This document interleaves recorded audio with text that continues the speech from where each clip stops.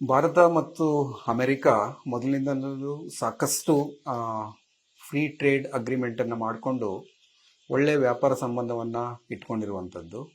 ಅದರಲ್ಲೂ ಭಾರತದ export 85.5 billion US$ ಇದೆ. ಮತ್ತು ಅಮೆರಿಕದಿಂದ ಭಾರತಕ್ಕೆ ಇಂಪೋರ್ಟ್ಸು ಅರೌಂಡ್ 45 ಬಿಲಿಯನ್ US$ ಇರುವಂಥದ್ದನ್ನ ನಾವು ನೋಡ್ಬೋದು. ಇತ್ತೀಚೆಗೆ ಟ್ರಂಪ್ ಅವರು ಭಾರತ ರಷ್ಯಾದಿಂದ ಆಯಿಲನ್ನು ಚೀಪ್ ರೇಟಲ್ಲಿ ಅಂದರೆ ಕಡಿಮೆ ದರದಲ್ಲಿ ಪರ್ಚೇಸ್ ಮಾಡ್ತಿದೆ ಅಂತಂದ್ಬಿಟ್ಟು ಶೇಕಡ 50 ಸುಂಕವನ್ನು ವಿಧಿಸಿದರು. ಹೀಗಾಗಿ ಭಾರತದ ಹಲವಾರು ಎಕ್ಸ್ಪೋರ್ಟ್ಸ್ ಮೇಲೆ ಕೆಟ್ಟ ಪರಿಣಾಮ ಬೀರಿತ್ತು.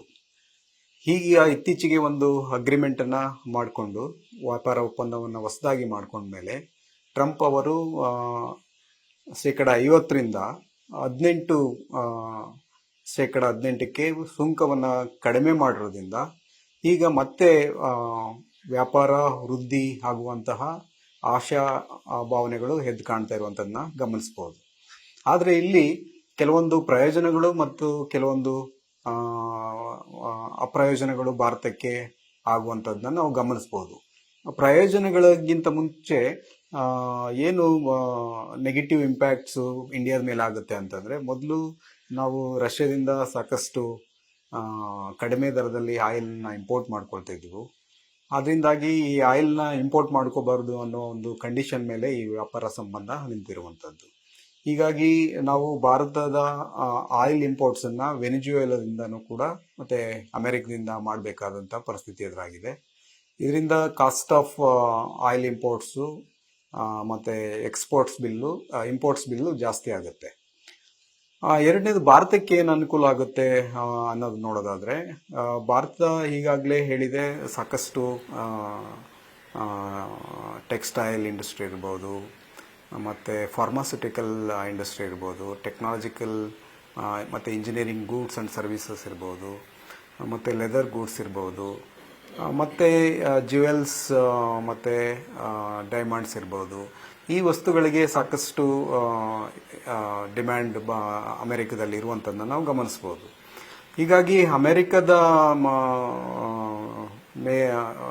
ಹೆಚ್ಚು ನಮ್ಮ ವಸ್ತುಗಳು ಹೋಗೋದ್ರಿಂದ ನಮಗೆ ಸಾಕಷ್ಟು ಇಂಪೋರ್ಟ್ಸ್ ಮಾಡ್ಕೊಳ್ಳಿಕ್ಕೆ, ಬ್ಯಾಲೆನ್ಸ್ ಆಫ್ ಪೇಮೆಂಟ್ಸ್ ಇಂಪ್ರೂವ್ ಆಗಲಿಕ್ಕೆ, ಮತ್ತು ಒಟ್ಟಾರೆ ವಿದೇಶಿ ವ್ಯಾಪಾರದಿಂದ ಭಾರತದ GDP ಬೆಳವಣಿಗೆಗೆ ಒಂದು ಉತ್ತಮ ಬೆಳವಣಿಗೆ ಅನ್ನಿಸ್ಬೋದು.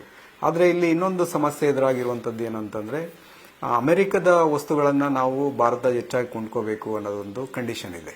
ಈ ಕಂಡೀಷನಲ್ಲಿ ಅಮೆರಿಕದ ಅಗ್ರಿಕಲ್ಚರ್ ಕಮಾಡಿಟೀಸನ್ನು ಜಾಸ್ತಿ ಕೊಂಡ್ಕೋಬೇಕು, ಅಮೆರಿಕ ಫಸ್ಟ್, ಮತ್ತು ಅಮೆರಿಕದ ವಸ್ತುಗಳನ್ನು ಜಾಸ್ತಿ ಭಾರತಕ್ಕೆ ಕಳಿಸೋದ್ರಿಂದ ಅಮೆರಿಕದ ಕೆಲವೊಂದು ಅಗ್ರಿಕಲ್ಚರ್ ಕಮಾಡಿಟೀಸ್ದು ಏನಾಗಿದೆ ಅಂತಂದರೆ, ಅಲ್ಲಿ ಜೆನೆಟಿಕಲಿ ಮಾಡಿಫೈಡ್ ಗೂಡ್ಸ್ ಇರುವಂಥದ್ದನ್ನು ನಾವು ನೋಡ್ಬೋದು.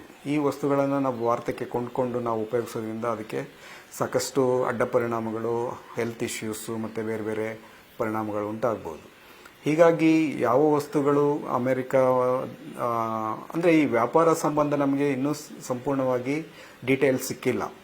ಆದ್ದರಿಂದ ಡೀಟೇಲ್ಸ್ ಸಿಗದೇ ಇರೋದ್ರಿಂದ ಯಾವ ವಸ್ತುಗಳನ್ನು ಅಮೆರಿಕದಿಂದ ನಾವು ಇಂಪೋರ್ಟ್ ಮಾಡಬೇಕು ಮತ್ತು ಯಾವ ವಸ್ತುಗಳಿಗೆ ನಮಗೆ ಹೆಚ್ಚು ಅವಕಾಶಗಳು ಅಮೆರಿಕದಲ್ಲಿ ಸಿಗುತ್ತೆ ಅನ್ನೋದು ಇನ್ನೂ ಸ್ಪಷ್ಟ ಆಗಿಲ್ಲ. ಸರ್, ಅಮೆರಿಕ ಮಾರ್ಕೆಟಲ್ಲಿ ಭಾರತದ ಉತ್ಪನ್ನಗಳಿಗೆ 15% ತೆರಿಗೆ ಹಾಕಿದ್ದಾರೆ, ಚೀನಾ ಉತ್ಪನ್ನಗಳಿಗೆ 34% ತೆರಿಗೆ ಹಾಕಿದ್ದಾರೆ. ಇದು ಯಾವ ರೀತಿ ಇದೆ? ಈಗ ಅಮೆರಿಕ ವಸ್ತುಗಳನ್ನು ಪರ್ಚೇಸ್ ಮಾಡ್ತಿರೋದು ಚೈನಾದಿಂದ ಬರ್ತಾ ಇರೋ ವಸ್ತುಗಳೇ ಬೇರೆ, ಭಾರತದಿಂದ ಹೋಗ್ತಾ ಇರುವಂತಹ ಇಂಪೋರ್ಟ್ ಮಾಡ್ಕೊಳ್ತಾ ಇರುವಂತಹ ವಸ್ತುಗಳ ನೇಚರ್ ಆಫ್ ಗೂಡ್ಸ್ ಅಂತ ಏನು ಹೇಳ್ತೀವಿ ಅದೇ ಬೇರೆ ಇರ್ತದೆ. ಸೊ ಅಮೆರಿಕದ ವಸ್ತುಗಳು ಚೈನಾದಲ್ಲಿ ಸಾಕಷ್ಟು ಚೈನಾಕ್ಕೆ ಹೋಗ್ತಾ ಇಲ್ಲ, ಬಟ್ ಚೈನಾದಿಂದ ಅಮೆರಿಕಕ್ಕೆ ವಸ್ತುಗಳು ಜಾಸ್ತಿ ಹೋಗ್ತಿರೋದನ್ನ ನಾವು ಗಮನಿಸ್ಬೋದು. ಹೀಗಾಗಿ ಏನಾಗಿದೆ ಅಂತಂದರೆ, ಚೈನಾ ವಸ್ತುಗಳು ಕಡಿಮೆ ದರದಲ್ಲಿ ಅಮೆರಿಕದ ಮಾರುಕಟ್ಟೆಯಲ್ಲಿ ಲಭ್ಯ ಇರೋದ್ರಿಂದ ಹಾಗಾಗಿ ಆ ವಸ್ತುಗಳಿಗೆ 34% ಟ್ಯಾರಿಫನ್ನು ಹಾಕಿದ್ದಾರೆ. ಆದರೆ ಇಂಡಿಯಾದ್ದು 50% ಇತ್ತು, ಈಗ 18%ಗೆ ಬಂದಿದೆ. ಸೊ ಹೀಗಾಗಿ ಏನಾಗ್ತಿದೆ ಅಂತಂದರೆ ಭಾರತಕ್ಕೆ ಈಗ ಅನುಕೂಲ ಆಗಿರ್ಬೋದು, ಈಗ 18% ಕಡಿಮೆ ಮಾಡಿರೋದ್ರಿಂದ. ಬಟ್ ಮೊದಲು 50% ಇದ್ದಾಗ ನಮ್ಮ ಭಾರತದ ವಸ್ತುಗಳು ಅಲ್ಲಿ ಮಾರಾಟ ಮಾಡಲಿಕ್ಕೆ ಸಾಧ್ಯತೆ ಇರ್ತಾ ಇರಲಿಲ್ಲ. ಈಗ ಚೈನಾ ವಸ್ತುಗಳು ಏನಾಗಿದೆ ಅಂತಂದರೆ, ಚೈನಾದಲ್ಲಿ ಈ ಒಂದು ಟ್ಯಾರಿಫನ್ನು ನಲ್ಲಿಫೈ ಮಾಡಲಿಕ್ಕೆ, ಅಂದರೆ ಕಡಿಮೆ ಮಾಡಲಿಕ್ಕೆ ಅವರು ಸಬ್ಸಿಡಿಯನ್ನು ಕೊಡ್ತಾರೆ. ಸಬ್ಸಿಡಿಯನ್ನು ಕೊಟ್ಟಾಗ ಆ ವಸ್ತುಗಳಿಗೆ ಬೆಲೆ ಕಡಿಮೆ ಆಗುತ್ತೆ, ಮತ್ತು ಎಕ್ಸ್ಪೋರ್ಟ್ ಸಬ್ಸಿಡಿಯನ್ನು ಕೊಡ್ತಾರೆ. ಹೀಗಾಗಿ ಆ ವಸ್ತುಗಳು ಅಮೆರಿಕದಲ್ಲಿ ಮಾರಾಟ ಆಗ್ತಾ ಇದೆ ಇವತ್ತಿಗೂ ಕೂಡ. ಹಾಗಾಗಿ ಅವರ ಒಂದು ಟ್ಯಾರಿಫು ಏನೂ ಎಫೆಕ್ಟ್ ಆಗಿಲ್ಲ. ಆದರೆ ಭಾರತದಲ್ಲಿ ಅಷ್ಟೊಂದು ಪರಿಣಾಮಕಾರಿಯಾಗಿ ಇನ್ಸೆಂಟಿವೈಸ್ನ ಟ್ರೇಡರ್ಸ್ಗೆ ಮತ್ತು ಪ್ರೊಡ್ಯೂಸರ್ಸ್ಗೆ ಅಥವಾ ಇಂಡಸ್ಟ್ರಿಯಲಿಸ್ಟ್ಗಳಿಗೆ ಕೊಡಲಿಕ್ಕೆ ಆಗಿರಲಿಲ್ಲ. ಹೀಗಾಗಿ ಭಾರತ ಮತ್ತು ಚೈನಾದ ವಸ್ತುಗಳನ್ನ ನಾವು ಕಂಪೇರ್ ಮಾಡಿದಾಗ, China is producing these goods at a lower cost, whereas in India the same goods are produced at a higher cost. ಅದರಿಂದ ಕಾಂಪಿಟೇಟಿವ್ ಅಡ್ವಾಂಟೇಜು ಚೈನಾಕ್ಕಿದೆ ಹೊರತು ಭಾರತಕ್ಕಿಲ್ಲ. ಸರ್, ಅಂದ್ರೆ ಇವಾಗ ಶೇರ್ ಮಾರ್ಕೆಟ್ ಅಲ್ಲಿ ಸರ್ ರೂಪಾಯಿ ಮೌಲ್ಯದಲ್ಲಿ ಏನಾಗ್ಬೋದು ಸರ್, ಇದು ಪರಿಣಾಮ ಏನಾಗ್ಬೋದು ಅಂತ ಭವಿಷ್ಯದಲ್ಲಿ? ಈಗ ಕೆಲವೊಂದು ಕೈಗಾರಿಕೆಗಳು, ಈಗ ಜ್ಯುವೆಲ್ಲರಿ ಇಂಡಸ್ಟ್ರಿ, ಟೆಕ್ಸ್ಟೈಲ್ ಇಂಡಸ್ಟ್ರಿ, ಮತ್ತು ಇಂಜಿನಿಯರಿಂಗ್ ಗೂಡ್ಸ್ ಆ್ಯಂಡ್ ಸರ್ವಿಸಸ್ಸು, ಈ ಒಂದು ವಲಯಗಳಲ್ಲಿ ಈಗ ಶೇರ್ ಪ್ರೈಸಸ್ಸು ಮತ್ತೆ ಹೆಚ್ಚಾಗಬಹುದು. ಯಾಕಂದರೆ ಇನ್ವೆಸ್ಟರ್ಸ್ಗೆ ಕಾನ್ಫಿಡೆನ್ಸ್ ಬರ್ತದೆ, ಅದರಿಂದ ಅದ್ರ ಮೇಲೆ ಸಾಕಷ್ಟು ಇನ್ವೆಸ್ಟ್ಮೆಂಟ್ಗಳಾಗುತ್ತೆ. ಅದರಿಂದ ಮಾರುಕಟ್ಟೆ ಒಂದು ಆಶಾದಾಯಕವಾದ ಬೆಳವಣಿಗೆಯನ್ನು ಹೊಂದಬಹುದು. ಆದರೆ ಇತ್ತೀಚಿನ ದಿನಗಳಲ್ಲಿ ನಾವು ನೋಡೋದಾದರೆ, ಈ ಒಂದು ಜಿಯೋಪೊಲಿಟಿಕಲ್ ಸಿಚುವೇಶನ್ನು ಯಾವಾಗ ಏನಾಗುತ್ತೆ ಅಂತ ಹೇಳಲಿಕ್ಕೆ ಬರೋದಿಲ್ಲ. ಯುದ್ಧಗಳಾಗ್ಬೋದು, ಅಥವಾ ಇಂಪೋರ್ಟ್ಸ್ ಮತ್ತು ಎಕ್ಸ್ಪೋರ್ಟ್ಸ್ ಸಪ್ಲೈ ಚೈನ್ ಮೇಲೆ ತೊಂದರೆಗಳು ಉಂಟಾಗ್ಬೋದು. ಹೀಗಾಗಿ ಷೇರು ಮಾರುಕಟ್ಟೆಯನ್ನು ಕೇವಲ ಒಂದು ಡೀಲ್, ಅಂದರೆ ಅಮೆರಿಕ ಮತ್ತು ಇಂಡಿಯಾದ ವ್ಯಾಪಾರ ಒಪ್ಪಂದದ ಜೊತೆಗೆ ತಳಕು ಹಾಕೋದು ಅಥವಾ ಅದ್ರ ಜೊತೆ ನೋಡುವಂಥದ್ದು ಅಷ್ಟು ಸರಿಯಲ್ಲ ಅಂತ ನನಗನ್ಸುತ್ತೆ. ಸರ್, ಟ್ರಂಪ್ ಅವರು ಸುಂಕವನ್ನು ಇಳಿಕೆ ಮಾಡಿರೋದ್ರಿಂದ ಸರ್ ಭಾರತ ಮತ್ತು ಅಮೆರಿಕದ ಸಂಬಂಧ ಹೇಗೆ ವೃದ್ಧಿ ಆಗ್ಬೋದು ಅಂತ? ಭಾರತ ಮತ್ತು ಅಮೆರಿಕದ ಸಂಬಂಧ ಹೇಗಿದೆ ಅಂತಂದರೆ, ಅಮೆರಿಕದಿಂದ ನಾವು ಸಾಕಷ್ಟು ಡಿಪೆಂಡೆನ್ಸನ್ನು ಇಂಪೋರ್ಟ್ ಮಾಡ್ಕೊಳ್ತಿದ್ದೀವಿ. ರಿಲೇಟೆಡ್ ಟೆಕ್ನಾಲಜಿ ಇರ್ಬೋದು, ಕಂಪ್ಯೂಟರ್ ರಿಲೇಟೆಡ್ ಟೆಕ್ನಾಲಜಿ ಇರ್ಬೋದು, ಈ ಒಂದು ಅಡ್ವಾನ್ಸ್ಡ್ ನ್ಯೂಕ್ಲಿಯರ್ ಟೆಕ್ನಾಲಜಿಗಳಿರ್ಬೋದು. ಈ ರೀತಿಯ ಹೊಸ ಹೊಸ ಆವಿಷ್ಕಾರಗಳು ಯು ಎಸ್ ಎದಲ್ಲಿ ಏನಾಗ್ತಾ ಇದೆ, ಆ ಆವಿಷ್ಕಾರಗಳ ಜೊತೆಗೆ ಈ ಒಂದು ಡಿಫೆನ್ಸ್ ಎಕ್ವಿಪ್ಮೆಂಟ್ಸ್ ಇವೆಲ್ಲವನ್ನು ನಾವು ಇಂಪೋರ್ಟ್ ಮಾಡ್ಕೊಳ್ತಿರೋದ್ರಿಂದ ನಮಗೆ ಅಮೆರಿಕದ ಜೊತೆ ಸಂಬಂಧ ಭಾಳ ಮುಖ್ಯ ಆಗುತ್ತೆ. ಇಲ್ಲ ಅಂತಂದರೆ ನಮ್ಮಲ್ಲಿ ಕೆಲವೊಂದು ವಸ್ತುಗಳು ಆಲ್ರೆಡಿ ಉತ್ಪಾದನೆ ಮಾಡಲಿಕ್ಕೆ ಹೊರಟ್ಬಿಟ್ಟಿದ್ದೀವಿ, ಒಂದು ಅಮೆರಿಕದ ಇಕ್ವಿಪ್ಮೆಂಟ್ಸ್ ಅಥವಾ ಇನ್ಪುಟ್ಸ್ಗಳನ್ನ ಬಳಸಿ. ಸೊ ಹೀಗಾಗಿ ವ್ಯಾಪಾರ ಇಲ್ಲದೇ ಇದ್ದಾಗ ಈ ಒಂದು ವಸ್ತುಗಳ ಉತ್ಪಾದನೆಗೆ, ಒಂದು ಡಿಫೆನ್ಸ್ ಟೆಕ್ನಾಲಜಿ ಉತ್ಪಾದನೆಗಳಿಗೆ ತೊಂದರೆ ಆಗ್ತಾ ಇತ್ತು. ಹೀಗಾಗಿ ವ್ಯಾಪಾರ ವೃದ್ಧಿಯಾಗಿರೋದು ಒಳ್ಳೆ ಆಶಾಭಾವನೆಯನ್ನು ಇಟ್ಕೋಬಹುದು. ಆದರೆ ಕೆಲವೊಂದು ಕಂಡೀಷನ್ಸ್ನ ಯು ಎಸ್ ಭಾರತದ ಮೇಲೆ ಹಾಕಿರೋದ್ರಿಂದ ಏನಾಗ್ತಾ ಇದೆ, ನಾವು ಕಂಪಲ್ಸರಿ ಅವರ ವಸ್ತುಗಳನ್ನು ಕೊಂಡ್ಕೋಬೇಕಾಗಿರುವಂಥ ಪರಿಸ್ಥಿತಿ ಎದುರಾಗಿವೆ. ಇನ್ಕ್ಲೂಡಿಂಗ್ ಆಯಿಲ್ ಇರ್ಬೋದು, ಮತ್ತು ಅಗ್ರಿಕಲ್ಚರ್ ಪ್ರಾಡಕ್ಟ್ಸ್ ಇರ್ಬೋದು, ಮತ್ತು ಬೇರೆ ಬೇರೆ ಪ್ರಾಡಕ್ಟ್ಸನ್ನು ಕೊಂಡ್ಕೊಳ್ಳೋದ್ರಿಂದ ಅವುಗಳ ಬೆಲೆ ಹೆಚ್ಚಿದ್ರೂ ನಾವು ಕೊಂಡ್ಕೋಬೇಕಾಗುತ್ತೆ. ಅದರಿಂದ ಭಾರತಕ್ಕೆ ತೊಂದರೆಗಳು ಆಗುವಂತಹ ಸಂಭವ ಹೆಚ್ಚಿರ್ತದೆ. ಸರ್, ಭಾರತ ಮತ್ತು ಯುರೋಪಿಯನ್ ಒಕ್ಕೂಟ ಮುಕ್ತ ಒಪ್ಪಂದದಿಂದ ಸರ್ ಭಾರತಕ್ಕೆ ಇರುವಂಥ ಲಾಭಗಳು ಏನು ಸರ್? ಸ್ವಲ್ಪ ಡೀಟೇಲ್ ಆಗಿ ಹೇಳಿದ್ರೆ ಸರ್. ಭಾರತ ಮತ್ತು ಯುರೋಪಿಯನ್ ಮಾರುಕಟ್ಟೆ ಸಾಕಷ್ಟು ಫ್ರೀ ಟ್ರೇಡ್ ಅಗ್ರಿಮೆಂಟ್ ಮಾಡ್ಕೊಳ್ಳೋದ್ರಿಂದ ಸಾಕಷ್ಟು ಅನುಕೂಲ ಆಗ್ತಾ ಇದೆ. ಅದರಲ್ಲೂ UK ಜೊತೆ ನಾವು ಭಾರತ ಅಗ್ರಿಮೆಂಟ್ ಮಾಡ್ಕೊಂಡ್ವಿ.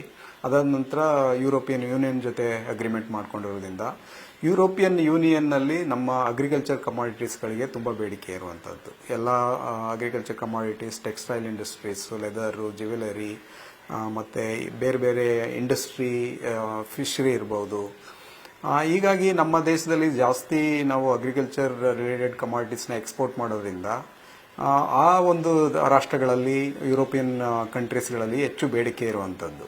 ಹೀಗಾಗಿ ಈ ಒಂದು ಹೊಸ ಒಪ್ಪಂದ ಎರಡೂ ರಾಷ್ಟ್ರಗಳಿಗೆ, ಅಂದರೆ ಯುರೋಪಿಯನ್ ಯೂನಿಯನ್ ಇರ್ಬೋದು ಮತ್ತು ಭಾರತಕ್ಕೆ ಇರ್ಬೋದು, ಎರಡೂ ರಾಷ್ಟ್ರಗಳಿಗೂ ಅನುಕೂಲ ಆಗ್ತಾ ಇರುವಂಥದ್ದನ್ನು ನಾವು ಗಮನಿಸ್ಬೋದು. ಹೀಗಾಗಿ ಫ್ರೀ ಟ್ರೇಡ್ ಅಗ್ರಿಮೆಂಟು ಯುರೋಪ್ ಮತ್ತು UK ಜೊತೆ ಮಾಡ್ಕೊಂಡಿರೋದು ಭಾಳ ಆಶಾದಾಯಕವಾಗಿದೆ. ಮತ್ತು ನಮ್ಮ ಟ್ರೇಡ್ ಸರ್ಪ್ಲಸ್ ಆಗೋ ಒಂದು ಕೆಲವೊಂದು ಕಮಾಡಿಟೀಸ್ನಲ್ಲಿ ಟ್ರೇಡ್ ಸರ್ಪ್ಲಸ್ ಆಗುವಂಥ ಚಾನ್ಸಸ್ಸು ಇದೆ. ಹಾಗಾಗಿ ಅಲ್ಲಿ ಜಾಸ್ತಿ ಕಂಡೀಷನ್ಸ್ ಇರೋದಿಲ್ಲ. ಬಟ್ ಒಂದೇ ಒಂದು ಸಮಸ್ಯೆ ಅಲ್ಲಿ ಅಂತಂದರೆ ನಮ್ಮ ಅಗ್ರಿಕಲ್ಚರ್ ಪ್ರಾಡಕ್ಟ್ಸನ್ನು ನಾವು ಕಳಿಸ್ಬೇಕಾದಾಗ ಅಲ್ಲಿ sanitary and phyto sanitary standards ಏನಿದೆ ಅದು ಭಾಳ ಹೆಚ್ಚಿರುವಂಥದ್ದು. ಆ ಒಂದು ಗುಣಮಟ್ಟದ ವಸ್ತುಗಳನ್ನು ನಾವು ಅಲ್ಲಿಗೆ ಮಾರಾಟ ಮಾಡಬೇಕಾಗುತ್ತೆ. ಇಲ್ಲ ಅಂತಂದರೆ ರಿಜೆಕ್ಷನ್ ರೇಟ್ಸು ಜಾಸ್ತಿ ಇರುವಂಥದ್ದು. ಹಾಗಾಗಿ ಯುರೋಪಿಯನ್ ಮಾರುಕಟ್ಟೆಗೆ ನಾವು ವಸ್ತುಗಳನ್ನು ಮಾರಾಟ ಮಾಡಬೇಕಾದಾಗ ನಮ್ಮ ಸ್ಟ್ಯಾಂಡರ್ಡ್ಸ್ ಅಂದರೆ ವಸ್ತುಗಳ ಕೆಮಿಕಲ್ಸು, ಬಯಾಲಜಿಕಲ್ ಒಂದು ವೈರಸಸ್ಸು ಅಥವಾ ಬೇರೆ ಬೇರೆ ಏನಿದೆ ಅದು ಭಾಳ ಸ್ಟ್ಯಾಂಡರ್ಡ್ನ ಅವರು ಮೇಂಟೈನ್ ಮಾಡ್ತಾರೆ. ಅದಕ್ಕೋಸ್ಕರ ನಾವೇನು ಮಾಡಬೇಕು, ಒಳ್ಳೆ ವಸ್ತುಗಳನ್ನು, ಕೆಮಿಕಲ್ ಫ್ರೀ ವಸ್ತುಗಳನ್ನು, ಆರ್ಗ್ಯಾನಿಕ್ ವಸ್ತುಗಳನ್ನು ಪ್ರೊಡ್ಯೂಸ್ ಮಾಡಿ ಅವುಗಳನ್ನು ಪ್ರಿಸರ್ವ್ ಮಾಡಿ ಅವುಗಳನ್ನು ಸರಿಯಾಗಿ ಪ್ಯಾಕ್ ಮಾಡಿ ಎಕ್ಸ್ಪೋರ್ಟ್ನ ಮಾಡಬೇಕಾಗುತ್ತೆ. ಅವ್ರ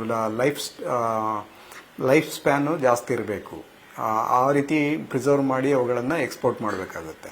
ಸೊ ಹೀಗಾಗಿ ಯುರೋಪಿಯನ್ ಯೂನಿಯನ್ ಮತ್ತು ಭಾರತದ ಒಪ್ಪಂದ ಬಹಳಷ್ಟು ಅನುಕೂಲ ಆಗೋ ಒಂದು ಸಾಧ್ಯತೆ ಹೆಚ್ಚು. ನ್ಯೂಸ್ ಫಸ್ಟ್ ನಿರ್ಭೀತಿಯಿಂದ ನಿಮ್ಮ ಪರವಾಗಿ.